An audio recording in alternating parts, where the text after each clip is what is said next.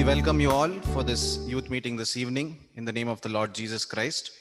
And it is our prayer and our desire that through the songs, through the activity, and also through the word of God, that each one of you may be encouraged, edified, the Lord may speak to you, and you may have a blessed time in the presence of the Lord.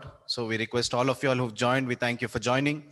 And we request that right till the end to stay logged in and to receive the blessings from God. So before we start off, we'll look to the Lord in prayer. I request Kiran, Brother Kiran, to open in prayer before we start today's youth meeting. Yeah, praise the Lord, everyone. Let us pray. మమ్మల్ని ప్రేమించినటువంటి మా ప్రియ పరలోకమందున మా తండ్రి, రాజుల రాజా, ప్రభువుల ప్రభువా, తండ్రి ఈ యొక్క పరిశుద్ధ దినమ తండ్రి, ఈ యొక్క యూత్ మీటింగ్ తండ్రి మమ్మల్ని అందరినీ చేర్పించిన విధానం బట్టి మీకు వందనాలు వేల స్తుతులు స్తోత్రాలు చెల్లిస్తున్నాను. ముఖ్యంగా తండ్రి ప్రభా, ఈ యొక్క పరిశుద్ధ దినమ తండ్రి ఉదయం నుంచి తండ్రి మీ యొక్క కాపుదల, మీ యొక్క భద్రత, మీ యొక్క ప్రేమతో తండ్రి మమ్మల్ని అందరినీ తండ్రి ఉంచి మమ్మల్ని నడిపించిన విధానం బట్టి వందనాలు. ఉదయం తండ్రి ప్రభా, మీ యొక్క పరిశుద్ధ సంఘంలో తండ్రి సహవాసం కలుగుటకు కృపను దయచేశారు. మీ బలలో పాలు పంచుటకు కృపను దయచేశారు. మిమ్మల్ని తండ్రి ఎంతో గొప్పగా ఆరాధించే భాగ్యాన్ని మాకు దయచేసిన విధానం బట్టి మీకు వందనాలు వేల స్తోత్రాలు చెల్లిస్తున్నాం. తండ్రి ఇక చేర్చి వచ్చిన తండ్రి ప్రతి ఒక్క తండ్రి యంగ్స్టర్స్ కొరకు ప్రార్థన చేసిన తండ్రి మీ యొక్క వాక్యం అనే తండ్రి యొక్క జీవమైన ఆహారాన్ని తండ్రి ప్రతి ఒక్కరికి తండ్రి చేర్చి తండ్రి వాళ్ళు తండ్రి బలంగా నాటబడటకు మీ యొక్క కృపను అనుగ్రహించండి. వారి జీవితాల్లో తండ్రి అనేక శ్రమలు పొందుతున్న ఈ యొక్క కష్టకాలంలో తండ్రి మీ యొక్క వాక్యం ద్వారా వాళ్ళకు ఉజ్జీవింపజేయండి తండ్రి. మీ యొక్క వాక్యం ద్వారా తండ్రి వాళ్ళ ఆత్మీయ ఆహారాన్ని బలపరచండి తండ్రి ప్రభావ. వాళ్ళు విశ్వాసాన్ని కాపాడుకున్నట్టు కృపను దయచేయండి ప్రభావ. బ్రదర్ డానియల్ పాల్ తండ్రి ప్రభావ ద్వారా తండ్రి వాక్య పరిచయం చేస్తుండగా తండ్రి మీ యొక్క కృపను భద్రపరుచుకుందండి. ఆ వాక్యం ద్వారా తండ్రి ఉజ్జీవింపజేయండి తండ్రి ప్రభావ. తండ్రి యొక్క థీమ్ను బట్టి ప్రార్థన చేస్తున్నాం తండ్రి. Harder the battle, sweeter the victory తండ్రి.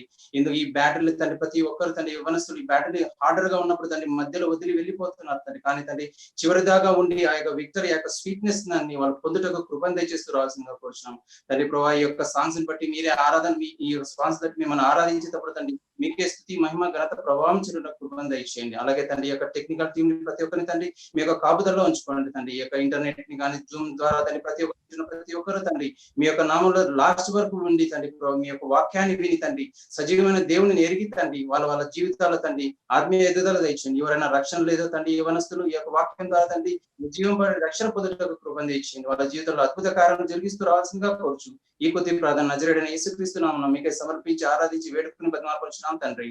ఆమేన్. Amen. Thank you, Kiran. Thank you so much. Now we'll move on to a time of listening to God's word. We are really glad to have Brother Daniel Paul with us, and he will be bringing to us the word of God for today's evening. And we've already, I think that was one of the good questions Vijay put up during the quiz. What is the topic for today? Hard the battle, sweet the victory.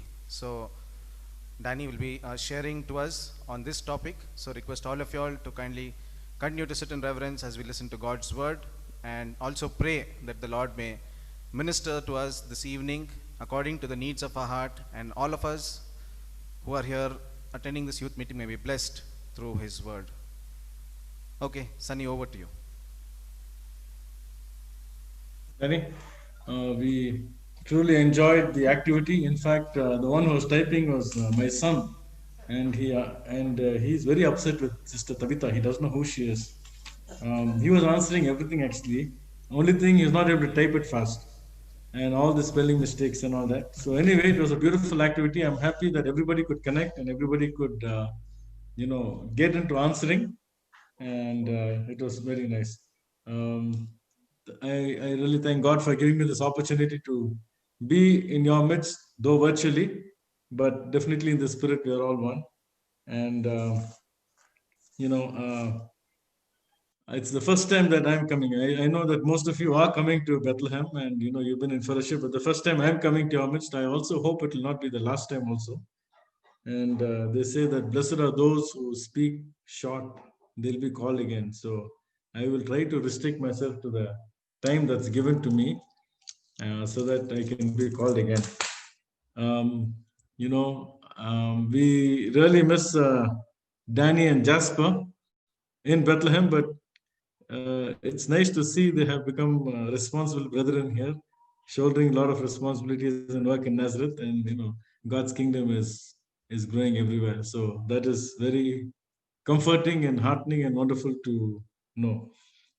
Today, as you know, the topic is, the harder the battle, the sweeter is the victory. And that picture that we put over there is this person with a football, the reverse kick. Let's assume there's a football match, and just maybe a few minutes, and there is no goals shot by either side, and the person is having the ball towards opposite to the goal, and suddenly he does a reverse kick, and they get a goal, and they eventually win the match. All his life he will remember that one victory. So football, he would have played many matches, but that particular goal and that victory would have been the sweetest. So when we go through life, the hardest situations can give us the greatest and most satisfying victories. Before we begin, we'll just read Joshua chapter 10 and verse 12. Can we all, am I audible to everybody? Everybody's able to hear me? Is everybody able to hear me? Yes, we can. We can. Oh, okay. That's good. No, no echo coming. Okay. Good. So then we just read Joshua chapter 10 and verse 12.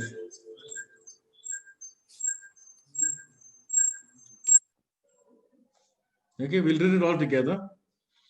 Then spake Joshua to the Lord in the day when the Lord delivered up the Amorites before the children of Israel. And he said in the sight of Israel, Sun, stand still, thou upon Gibeon, and thou moon in the valley of Ajalon. And the sun stood still, and the moon stayed until the people had avenged themselves upon their enemies. Is not this written in the book of Jasher? So the sun stood still in the midst of heaven and hasted not to go down about a whole day.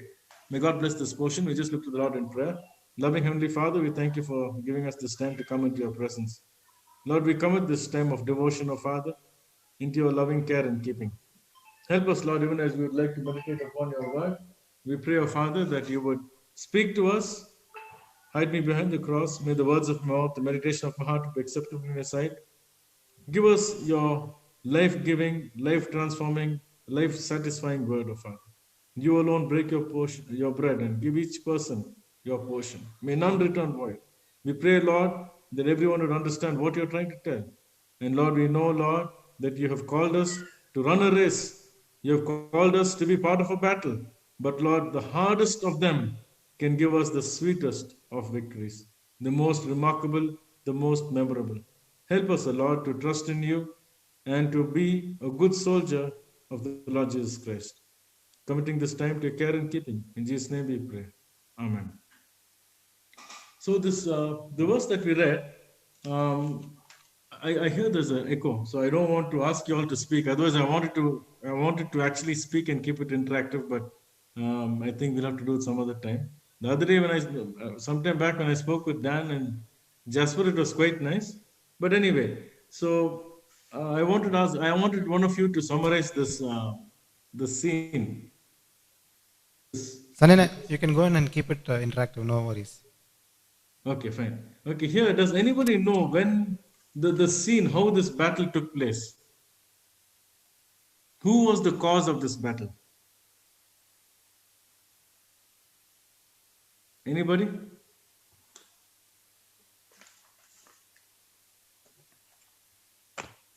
Okay, so we will see now. If you actually study the history of this, and I'll be telling you the little background. If you see that this is a battle that did not directly come to Joshua. Okay, we see the Gibeonites had come to him, and they had tricked these people, and then the 5 kings come to kill the Gibeonites. And then they come to Joshua and say, we came to you, now you need to help us. And that's the battle that Joshua is getting into. And they actually failed to trust God. But the moment this battle came, they realized there's no scope for thinking of failures, thinking of our difficulties, no looking back. We're only looking forward. Okay, and then they get into this battle. And in such a battle, Joshua is making this prayer. He says, "Sun, stand still." Now, if he had prayed like that, if you and me were there, we would not have said Amen also. You said, how can anybody pray like this? And how can we say Amen for something like this? We wouldn't even agree with him in prayer.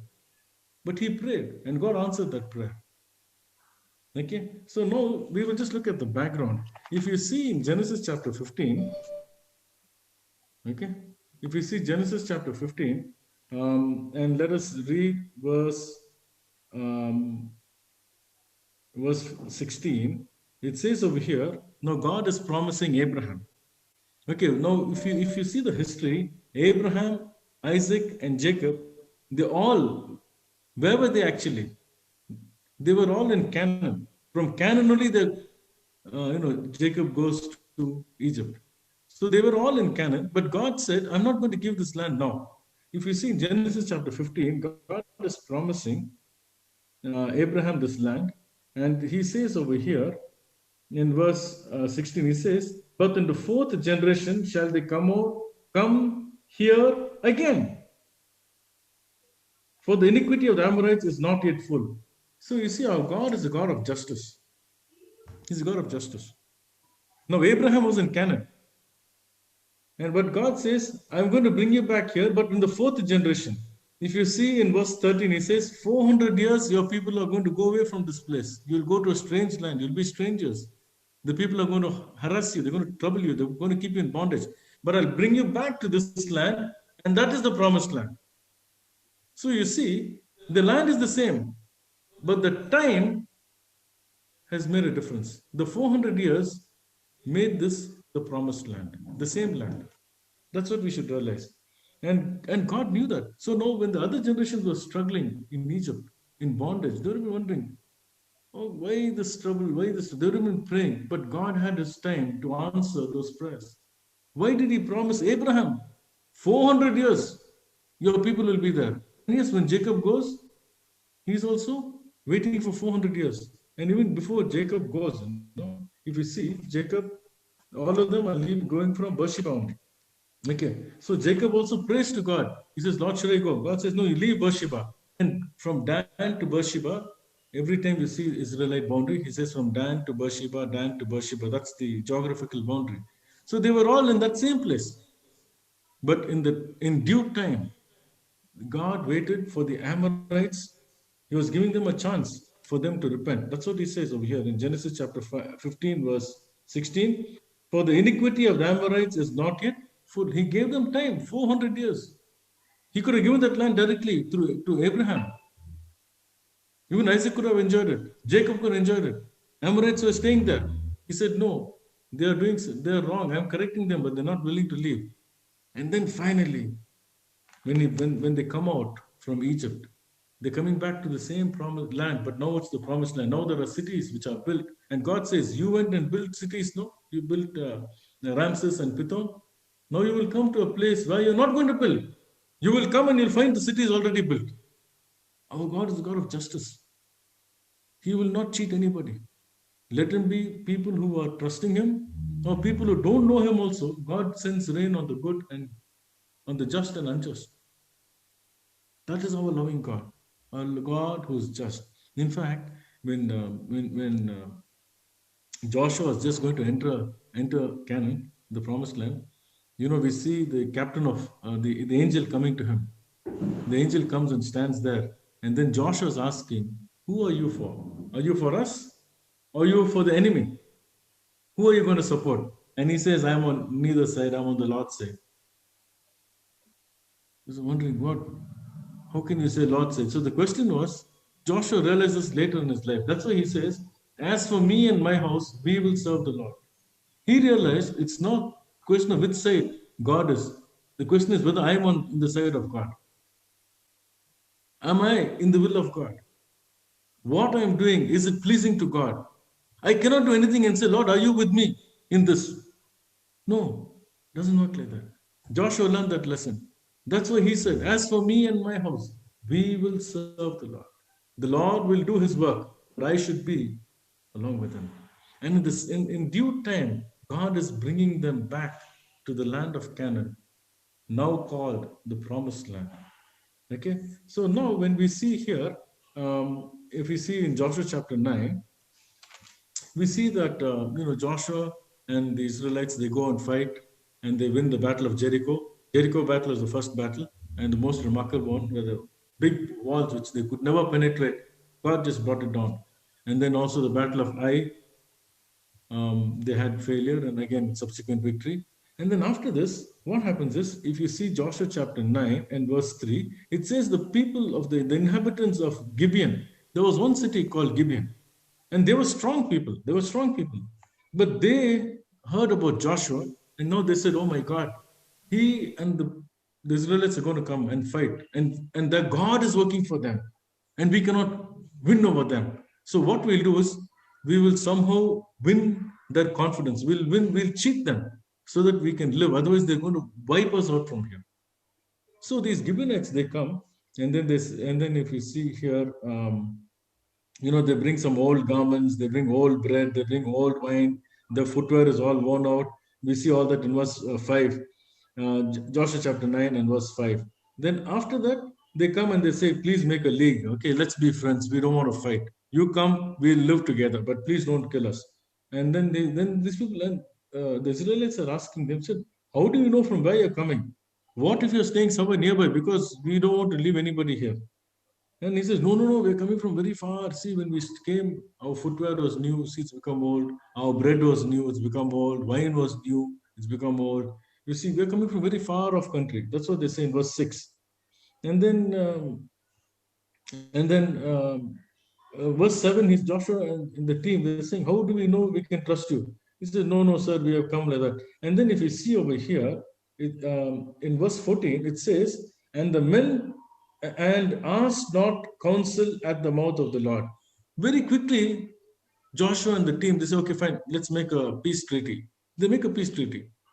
And here the mistake here is they did not ask counsel from God. If they'd asked counsel, God, it would have been different. But they didn't ask. They failed. Now, then verse 15, and Joshua made peace with them and made a league. Okay, so now they say, okay, fine, we are not going to come and kill you. And so this news goes on. The chapter keeps on going on. And then after that, we see in chapter 10 and verse 1, there's a king by name Adonizedek, king of Jerusalem. So this king, he gets angry. He says, why? In verse 2, it says, why did Gibeon, they're such a strong people, why did they go and make peace with Israel? We have to go and kill these Gibeonites. We're going to finish these Gibeonites. They should learn a lesson. Okay. So then, so before that, the story continues. So now Joshua, as soon as they make the treaty, they see over here in 3 days' time, they find out that these Gibeonites are actually staying nearby and these fellows have cheated us. But still they say, we promised them. We made a promise. We cannot go back. We will not conquer them. They will be with us. They will work for us, but we are not going to kill them. So they honored that promise. The promise that they made, even though it was wrong, still they said, in the name of the Lord, we promised this. We will have to honor it. Okay. So then after this king Adonizedek, he goes and if you see over here, in verse 3, King Adonizedek, he's from Jerusalem. He goes to the King Horam of Hebron. He goes to the king of Jarmuth. He goes to the king of Lachish. He goes to the king of Eglon. Okay. Chapter 10, verse 3, 5 kings, they all gather and say, we are going to go and attack Gibeon. They have no right. They're foolish fellows. They went and they surrendered to Joshua. Nothing doing. We have to stand up. So then we see in verse 6, in chapter 10, verse 6, these Gibeonites, they come running. They send, and the men of Gibeon sent unto Joshua to the camp of Gilgal, saying, slack not thy hand from thy servants. Come and help us quickly. Save us. Help us. For all the kings of Amorites that dwell in the mountains are gathered against us. He said, all the kings, 5 of them have gathered to kill us. Please, Joshua, no, you should help us. Now, suppose, they say leaders, politics and all that. No, they are very clever fellows. Suppose they had come and we were there. What would we have done? assume me and Danny and Jasper and all, we guys were very close in Bethlehem and Herman and all. We said, okay, man, these guys cheated us. They told us lies. So what we'll do, we'll leave them. Let them only go and die under these 5 kings. Let's get rid of them. After that, we'll start killing these 5 kings. You would have thought like that. But Joshua did not spend a single moment in thinking, heavenly wisdom is heavenly. Human wisdom is human. It's from the earth. You cannot mix the two.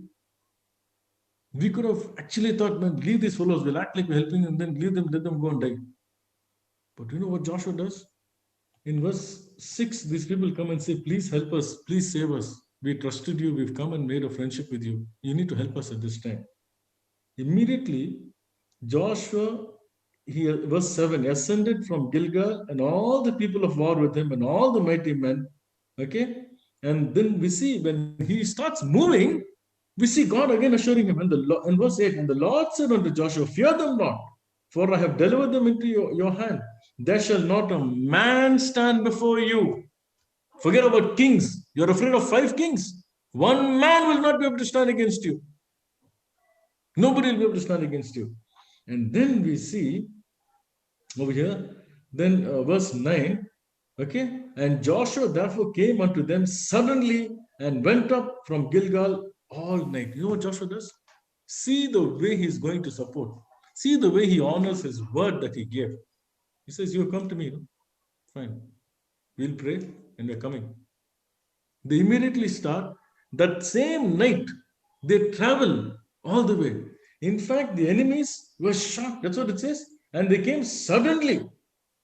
Whole night they traveled. Generally, what they say, okay, man, I'll come tomorrow. Actually, the army also, they cannot travel in the night. But Joshua said, nothing doing. There are 5 kings. The big battle. Actually, Joshua fights about 31 kings, 31 to 33 kings he's defeated completely. But for every battle, he's fought about 13 battles. But in this one single battle, 5 kings is getting rid. Literally 20%, 18 to 20%. One battle. Joshua realizes this is not a time for us to sleep. This night only we have to get up and run. That night they get up and they run. They all go to battle. All the mighty men. That's what we see over here. And then that's what verse 9. Joshua therefore came unto them suddenly. And then it says in verse 10, and the Lord discomforted them before Israel. Who fought for them? The Lord. And slew them with a great slaughter at Gibeon. They went in to support their own Gibeonites. They said, you came. We will not leave you. They came with enthusiasm, not hypocritical, with clear hearts, with sure hearts. With all, the Bible says, whatever you can do, do it with all your might. Do it as unto the Lord. Billy Graham says, no, not Billy, Ravi Zachariah says, whether you're laying roads or building bridges or preaching the gospel, we're all working for Jesus Christ. No matter what you're doing. Paul Washer says, in a forest, middle of the forest, where nobody has gone and seen, nobody knows anything about that. One flower blossoms in the morning, it is there the whole day, evening it withers. How does that flower bring glory to God, he says? Nobody has seen it. But God is magnified and glorified through his creation. How did this flower bring glory to God? And you know what the answer is? Because God has seen.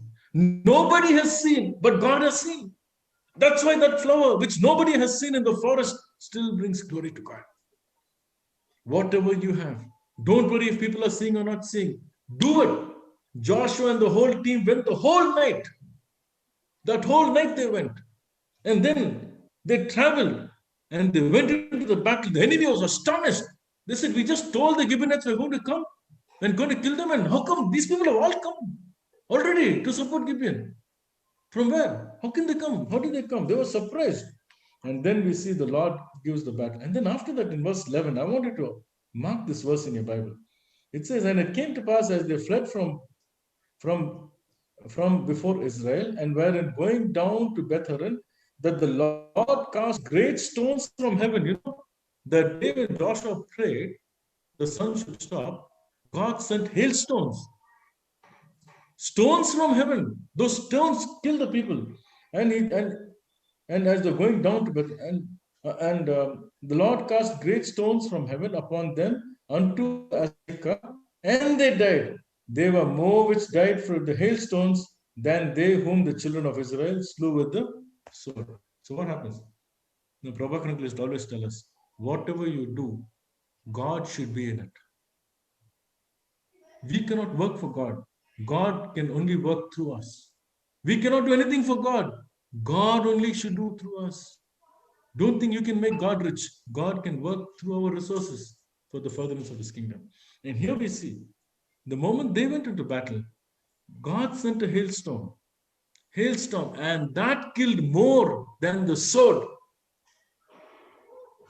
5 kings in one battle. But God was in it. Joshua was enthusiastic.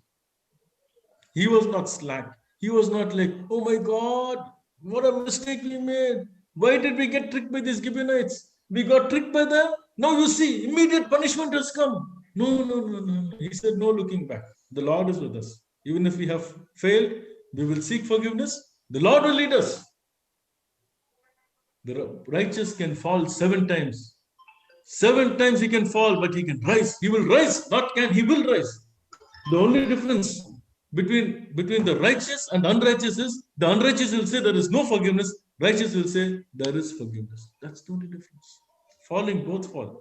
Don't think children of God will not fall. We fall, but we rise. We rise in faith. Samson, he also fell.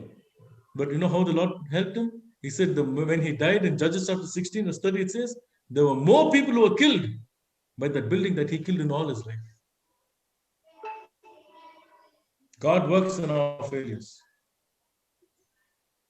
A Christian can have failures, but he is not a failure. Failure is not final. Last Sunday, I was just taking the message in church. I said, as children of God, we can have losses, but we are not a loser. No Christian is a loser in this world. The Bible is clear who's a loser. The one who gains the whole world. He may be the most successful man. He may have everything, but if he's lost his soul, he's a loser. He's not prepared for eternity. And this world is over. After what is he going to do for the rest of his time?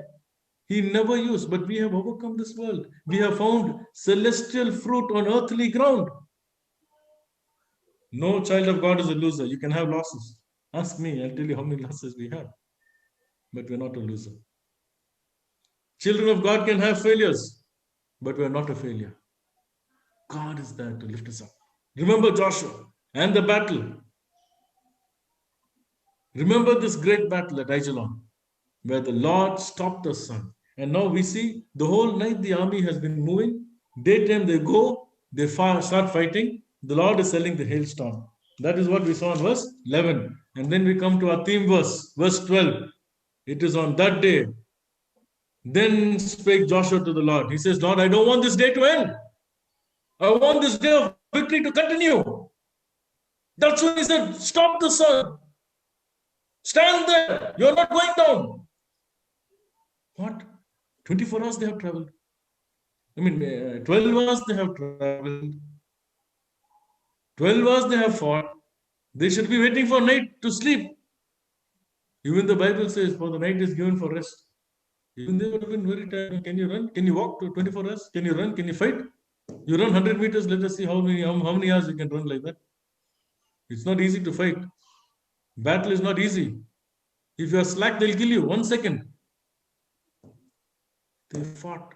And that same day, Joshua says, we want to complete this victory. Lord, you are the one who gives us victory. You stop the sun. And that is a day that God stopped the sun. And that's what we see in verse 12. We saw night travel. We saw verse 11, day victory. Verse 12, we see that day Joshua saying, Lord, extend this day, Lord. 12 hours is not enough, Lord. These fellows will escape. And then what happens if you see in verse 18, we see that we see the 5 kings in verse 17. The 5 kings went and started hiding in a cave called Makeda in chapter 10, verse 17. Then immediately Joshua says, you roll a big stone, mouth, you close the cave.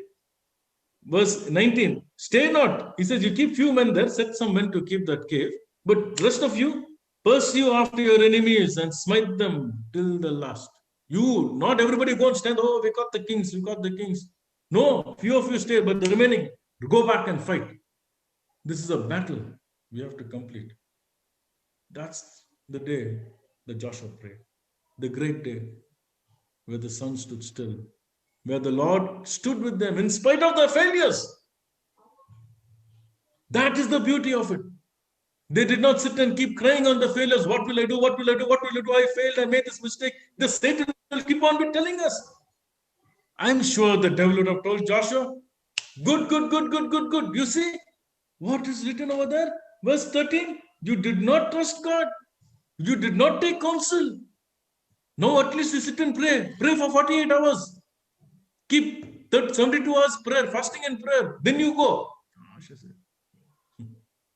We have prayed God's promises. Now is the time to act. Now is the time to act. My time is running out. Okay. Unless Danny gives me a chance, and then I'll have to stop the lights and keep going for some more time. Okay. So the first point is failure is never final. No failure is final. No child of God is a failure. We can have failures, but we are not a failure. Tell yourself that. Even if people tell you, you're not, even every successful man, he'll have a success story, but he'll also have a failure story. You know that? You look at all the businessmen, they will have success stories. Coffee Day owner, if you ask him how he started from one outlet, how he got the concept and how he put it, and when finally what? Everybody will talk of the success stories, but the Bible talks of the failures. If any businessman will have, even I have success, I have failures. I can tell my success stories, but I don't tell my failures everywhere. Everybody has a failure story as well. The Bible is honest. It will make note of the success, it makes note of the failures, but it tells us failure is not final. Okay? But we need purging. The first lesson, we need to be cleaned. We need to be cleansed. The children of Israel also, they had to be made right. And we cannot continue in failure. We have to come out of failures. We cannot say everybody has failure, I'm also a failure. No! God is not a God of failure, He's a God of victories. He's the one who overcame the world. He says, I'm giving you the victory. We need to purge, we need cleaning. Okay. Second, we need to prevail. We cannot allow any situation to dictate over us. No. He says, in all things you are more than overcomers through Him who loved us. We are not overcoming by our own strength. We are becoming overcomers through Him who loved us and gave Himself for us. He has died for us to give us the victory. It's His victory. In a battle, there are no alternatives. At least in this worldly battle, they may have some compromise. Suddenly they may compromise somewhere and say, okay, let's not fight, let's settle. But with the battle of sin, Canaan actually signifies sin. Okay? So when you want to get rid of sin in your life, there is no scope for a little bit of it. No. Trust the Lord to give you complete victory. Trust the Lord to give you full victory. He is able to make the sun to stand to make sure you get complete victory over sin. That's what it is. There are no alternatives to victory. Either you will live in sin or you will die in sin. You can either live without sin or you will die in sin. If you live without sin, that means the blood of Jesus Christ has washed you from your sin. Even if you die, you are still without sin. We need forgiveness of sin. The Lord is there to give us victory over sin, over Satan, over death. We will not, there are no alternatives. There's nothing like I'll take something from Christianity, something from Jesus, something of my own. No. Either sin is there or not there. Period. The only price for sin is shedding of blood. We cannot shed our blood. Jesus Christ shed it for us. The next price of sin is death. We cannot die and expect to live. Christ died and gives us His life. That is the battle where a sinner is becoming a saint. There is no alternative. There is no via media. There's no stopgap. There's no transit. No. here or there, victory or failure, sin, no sin, period. And God is there to help us to give a life of victory over sin. Remember, he sent hailstorms when Joshua was fighting, and the hailstorms killed more people than the sword. And finally, I'm coming to the last point. I'll just take about maybe 10 minutes. Yeah, hopefully. Okay. The last point is we need to persevere. First is we need to be purged. We have failures, but we need to be purged. They are not final. Secondly, we need to prevail over any situation, every situation. God will give us the grace. Many times we do what we like to do, but God will give us the grace to do what we have to do. Not what we like to do, but what we have to do. God is able to give us that grace.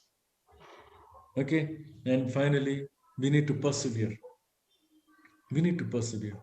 You know, if there is a rule called 10 minutes, the rule of 10, I want to give you 3 rules. Okay, the first is the rule of 10.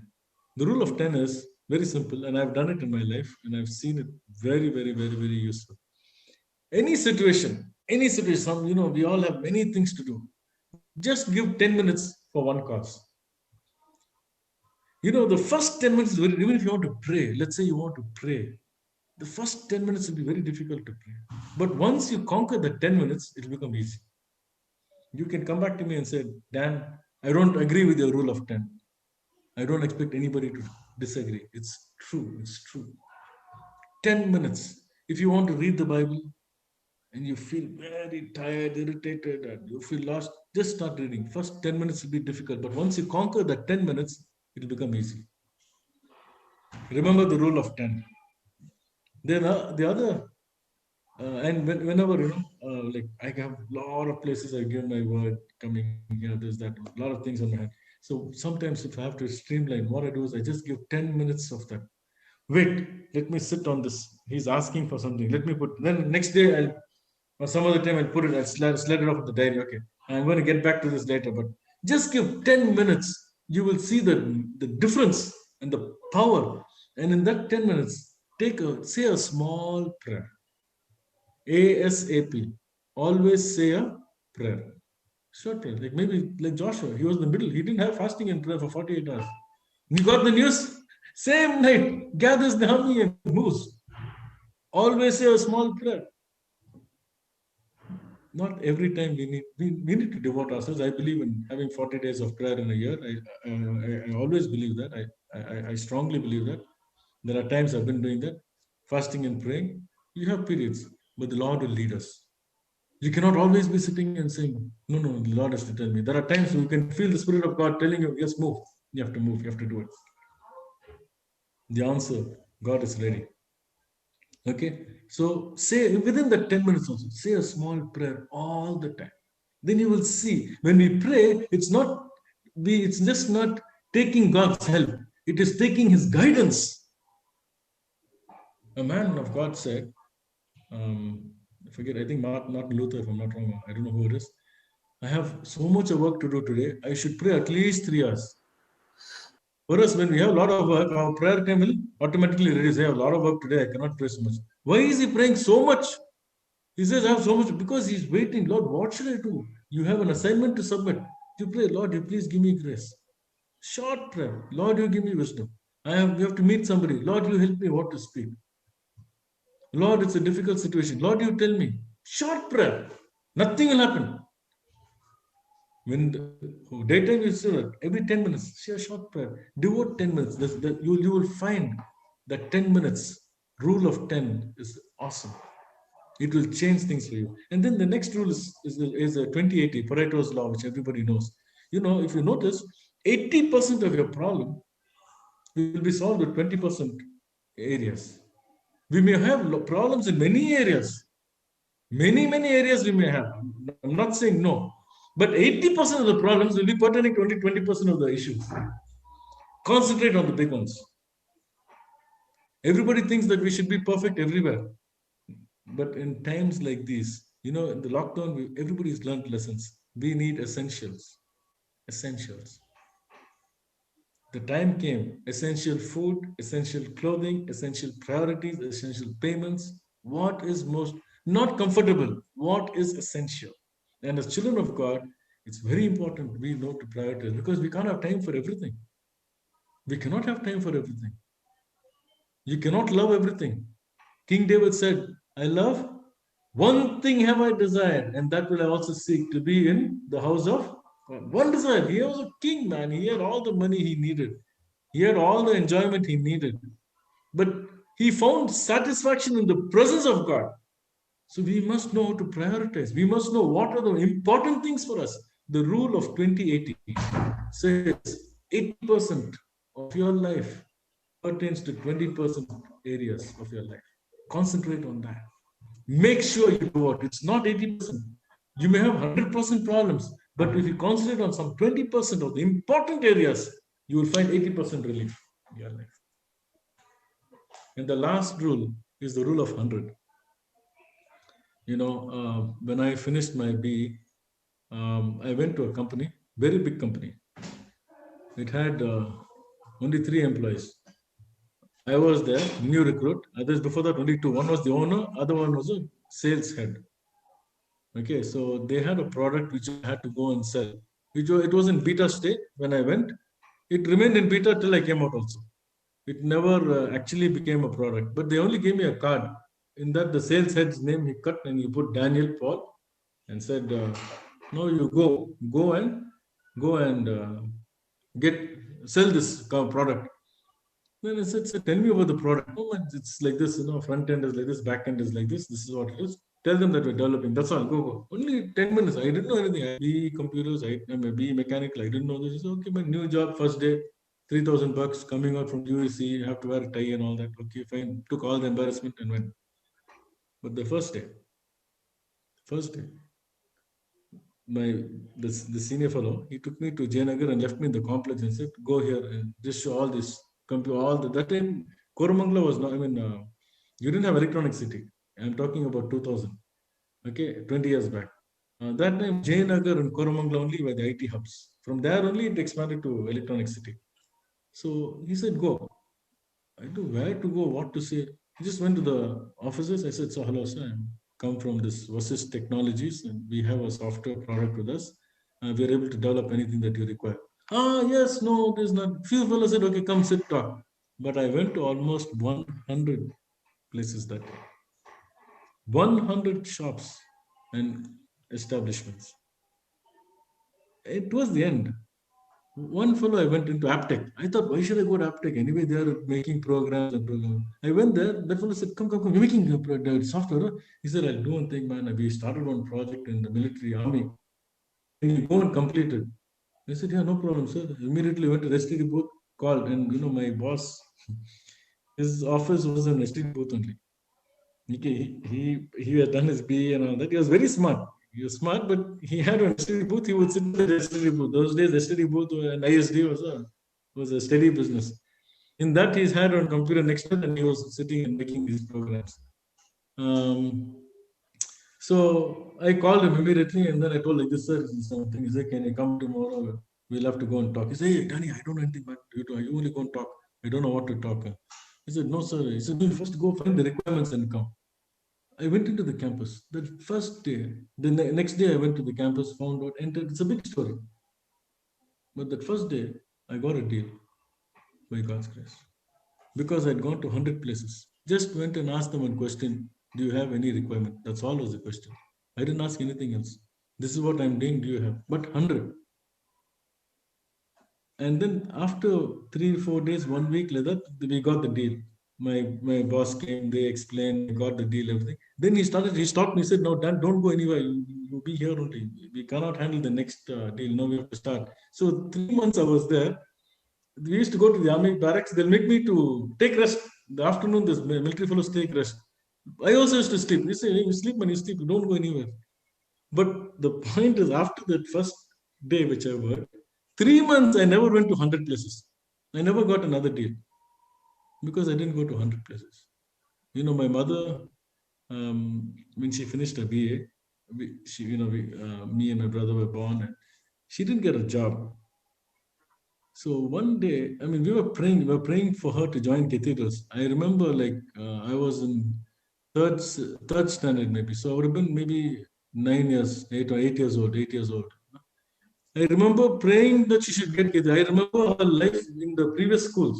So I was so small and praying. Then one day my mother told me with tears in her eyes, she said, Sonny, I would have applied in 100 places for a job. Anywhere I went, they would say, we need beard. But those days I remember her writing. She would take a paper, she would fold that, she would make that kind of a thing and write, resume, write. She told me 100 places I would have given my resume. I remember that very clearly. The rule of 100. Do you need a job? Are you willing to make 100 copies and go and give it to 100 places? Perseverance. Very important. No matter how much of God we knew, no matter how much of power, are we able to persevere? I've told you the rule of 10. I've told you the rule of 2080. I'm telling the rule of 100. I want to end with just a small story. It's a true story. And that's the one that actually motivated me into business. Okay, there was a person who had a shop in the US. He had a small telephone shop selling telephones. So he was hiring somebody who experienced, because he didn't want to teach them about this, how to sell telephones and the technicalities of the new phones and all that. This is like before 80s, before that. Okay. So then finally one cowboy comes inside. Guy comes in with the same cowboy dress and all that. So this guy says, sir, do you have any job for me?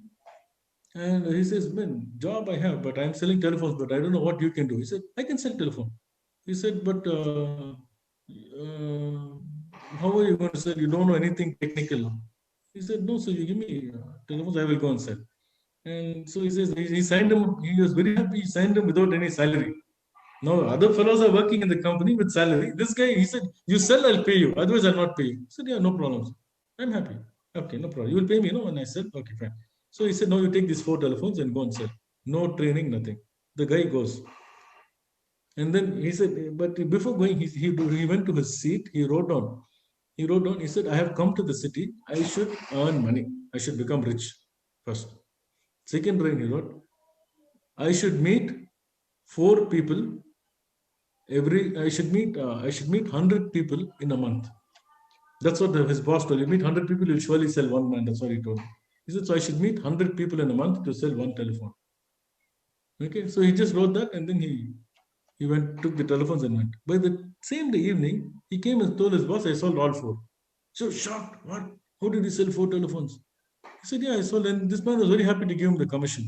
He took the commission. Next day, he came and took another 4. Again, he sold. Like that, in that 1 month, he didn't sell, he was supposed to sell 4 in a month. He sold more than 40 or 50 telephones. Then this man was shocked. He said, I want to see what this fellow does. He asked them, come, what are you going to do? What are you going to tell the people? He said, sir, I just go and tell them I have a telephone. And then what do they say? If they want, they say yes. If they say no, they'll slam the door and say, get out from here. Oh, that's all, nothing else. But he went to 100 places every day. The other guys who were technologically advanced and well versed with what they had to do never went to 100 places in a day, period. Guy went to 100, he always got to say, there is the rule of 100. You know, even when we started giving tracts in CMC, I was first very frightened to give the New Testaments. When you start giving 100, no, then only you know what to do. When a person reacts, you know what to do. Till then, you cannot learn that in any management. You want to be successful for the Lord, you want to do ministry, get the rule of 100. Give the gospel to 100 people. Then you will know how to give to anybody and everybody you meet. Because still 100 is learning. You may give 5 very successfully. Next time may be very horrible. Maybe next 50 also may be horrible. But it's all learning. The rule of 100 will never fail. I'm telling you. My mother did it. I followed it. This guy, remember this salesman story.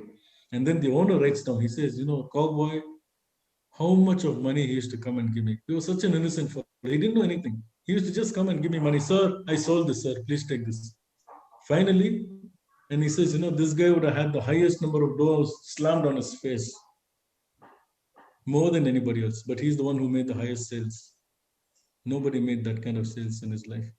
Finally, that guy, he sold so many phones that he took 25% stake of the company, then 50%, then he took the whole company, then he bought another company, and then he bought a truck, because he was a cowboy. He didn't want his car, he wanted a big truck. He bought a truck, and he was living with that. Of course, later on he had failures and all that. It's a different story. But what the moral of the story is, this guy went to 100 places every day.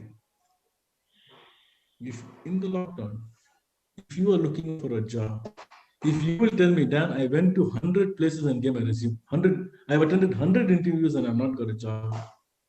Yeah, we'll sit and pray together. Okay? I'm very sure. None of us have that much perseverance. Remember the story of the widow?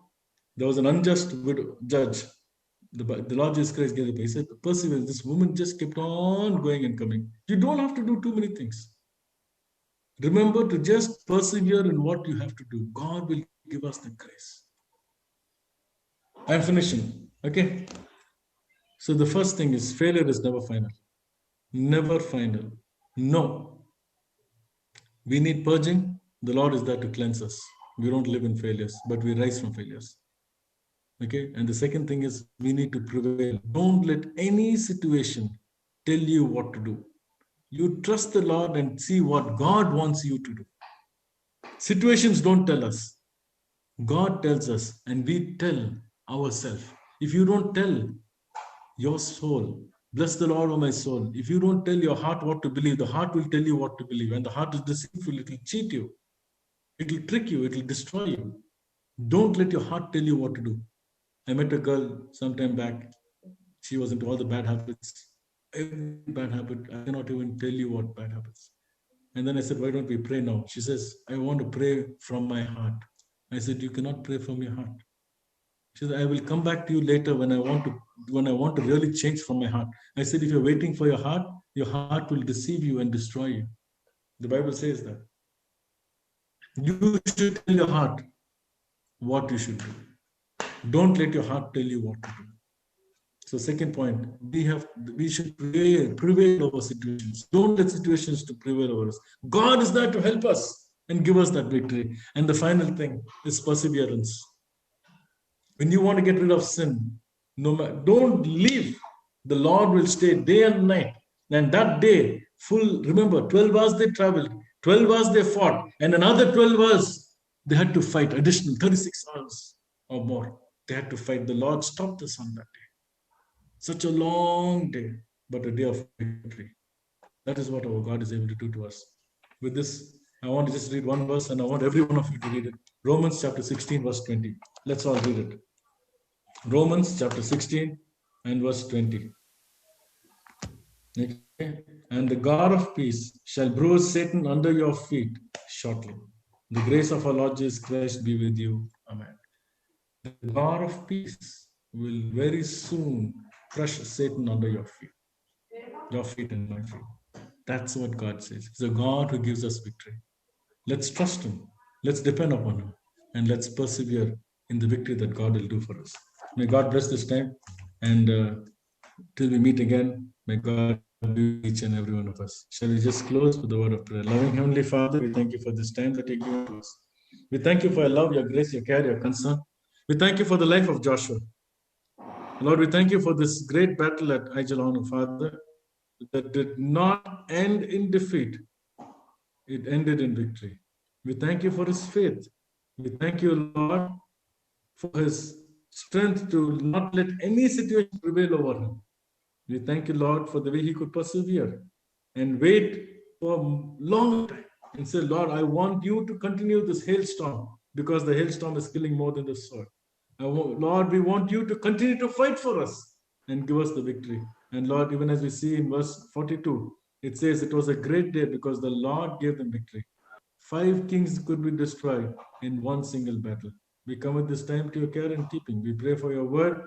We pray that you would sow. You are the seed. You are the sower. You alone can sow yourself.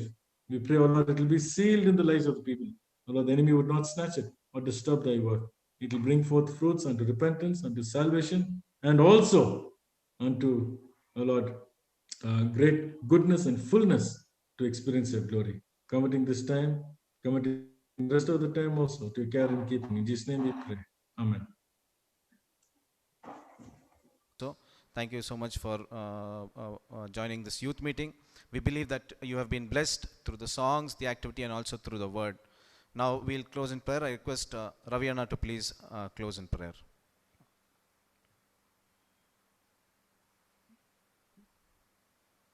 Praise the Lord. అందరికి వందనాలు. First of all, I would like to thank Brother Daniel Paul for giving a very good message, a wonderful message, and encouraging our youth to continue in this and try to practice Rule 10, Rule 80-20, and Rule 100. Because his experience also is shared. So with his experience, our youth also let us encourage. So let us pray. ప్రియపరలో తండ్రి, మా ఘనమైన దేవా, మా జీవితాల్లో మరి దినాన్ని బహుమానంగా ఇచ్చి ఉదయకాలం నుంచి ఇప్పటి వరకు ఉదయకాలం మందిరంలో మీ సందులో గడపడానికి మీరు చేసిన సాయం బట్టి వందనాలు. సాయంకాల సమయం యవనస్తులుగా మీ యొక్క సన్నిధిలో ఈ జూమ్ ద్వారా ఆన్లైన్లో చేరి రావడానికి మీరు చూపించిన మీ కుటుంబం బట్టి వందనాలు చెల్లిస్తూ వస్తున్నాం. ప్రత్యేకంగా మా ప్రియ సోదరుడు డానియల్ పాల్ జ్ఞాపకం చేసుకుని బలపరిచి మీరు వాడుకున్న దాన్ని బట్టి వందనాలు. సోదరుడు అని ప్రభావ మరి షేర్ చేసినట్టు వాక్యాన్ని దీవించండి, ఆశీర్వదించండి. మా యవన బిడ్డల జీవితాల్లో మీరే కార్యకారి చేస్తూ రావచ్చుగా ప్రార్థిస్తూ వస్తున్నాం. Failure is not the final మీరు జ్ఞాపకం చేస్తూ వచ్చావు అని ప్రభావ ప్రతికూల పరిస్థితుల్లోనూ అనుకూల పరిస్థితుల్లోనూ కేవలం మీతో సంబంధం కలిగి జీవించడం ద్వారా మరి ప్రభావ మరి అన్ని ఫెయిల్యూర్స్ లోనూ మీరు మాకు విజయాన్ని ఇచ్చే దేవుడు. మరి ఫెయిల్యూర్స్ ద్వారా ఆత్మీయంగా మేము పాఠాలు నేర్చుకుని, ఎందుకంటే ఈ లోకరీతిగా చూసినప్పుడు ప్రభావ మరి failures are pillars of the foundation అని మీరు సెలవిస్తూ వచ్చారు అనేక సార్లు. కాబట్టి ప్రభావ వ్యక్తిగత జీవితాల్లో మా పతనాలు అది మమ్మల్ని పతనం వైపు కాకుండా మరి విజయం వైపు తీసుకెళ్లే విధంగా మీరు మలిచే దేవుడు. ఆ విధంగా మరి గాడ్ ఆఫ్ మరి సెకండ్ ఛాన్స్ మరి మీకు సహాయపడుతూ రావచ్చుగా ప్రార్థిస్తున్నాం. వ్యక్తిగత జీవితాల్లో మా యవన బిడ్డలకి వారి ప్రతికూల పరిస్థితుల్లో వారు ఎదుర్కొనే సమస్యల్లో మరి జాబ్స్ లేని వారు జాబ్స్ విషయంలోను, మరి మ్యారేజ్ ఎదురు చూసేవారు మ్యారేజ్ విషయంలోను, మరి రకరకాల పరిస్థితులు కూడా వెళ్ళేవారు, వాటన్నిటిలో కూడా మీ కృపను అనుగ్రహించండి. ప్రత్యేకంగా మా ప్రియ సోదరుడు డానియల్ పాల్ కృపకల హస్తాలు చెప్పుకుంటున్నాం. తన పరిచయం దీవించండి, ఆశీర్వదించండి. తన కుటుంబాన్ని దీవించండి, ఆశీర్వదించండి. ఇచ్చిన బిడ్డలను బట్టి వందనాలు. వారిని కూడా ఆత్మీయంగా ఎదుగుతూ రావడానికి మీరు సహాయపడుతారండి. బిడ్డలు చేసే పరిచయాన్ని దీవించండి. ముఖ్యంగా తన జాబ్ లో మరి యొక్క బిజినెస్ లో మీరు సహాయపడుతారండి. అంతేకాకుండా ఆత్మ సంబంధమైన పరిచయంలో కూడా మీరు సహాయపడుతూ రావచ్చుగా ప్రార్థిస్తున్నాం. ఈ విధంగా మరి నజరేత్ ద్వారా మరి ప్రభావ మరి మీరు వాడుకుంటూ వచ్చినా అందుని బట్టి వందనాలు చెల్లిస్తూ వస్తున్నాం. భవిష్యత్ దినాల్లో కూడా పరిచర్లో కొనసాగడానికి మీరు సహాయపడుతూ రావచ్చుగా ప్రార్థిస్తున్నాం. ఈ విధంగా మరి ఒకరికొకరు మరి ఆత్మీయంగా పురుకొల్పుకుంటూ ఆత్మీయంగా ఎదుగుతూ రావడానికి మా సహవాసాన్ని దీవించండి, ఆశీర్వదిస్తారండి. మరి అంతేకాకుండా చేరవచ్చిన మా ప్రియులందరినీ ఒక్కొక్కరి పేరు పేరు మీరు జ్ఞాపకం చేసుకోండి. వారి అక్కరి కొలది వారి హృదయంలో ఏ అక్కరైతే వారు కలిగి వచ్చినారో ఈ యొక్క మీటింగ్ కొరకు జాయిన్ అవుతూ వచ్చినారో అది వారు హృదయాల్లో మీరు తీర్చురండి. అంతేకాకుండా ఎవరైతే హృదయాల్లో ప్రార్థన చేస్తూ వచ్చారో వారి యొక్క మరి పతనాల్లో మరి మీ యొక్క కృపను కోరుకుంటూ వస్తున్నారో, తిరిగి రెండవ ఛాన్స్ కొరకు ఎదురు చూస్తున్నారో మరి వారికి మీరు సహాయపడుతురండి. వారి హృదయాల్లో మరి నాటబడిన ఈ యొక్క వాక్యాన్ని మరి 30 60 100 ఫలింపు చేస్తూ రావచ్చుగా ప్రార్థిస్తూ మిగిలిన సమయం మాకు దీర్ఘంగా చేస్తున్నామని తిరిగి మా గృహాలకు వెళ్తుండగా తిరిగి కలుసుకునే పర్యంతం మీ సన్నిధి సంతోషం మమ్మల్ని దీవిస్తూ రావచ్చుగా ప్రార్థిస్తూ యేసుక్రీస్తు నామమున ప్రార్థించి అడిగి వేడుకుంటున్నాం తండ్రి. ఆమేన్.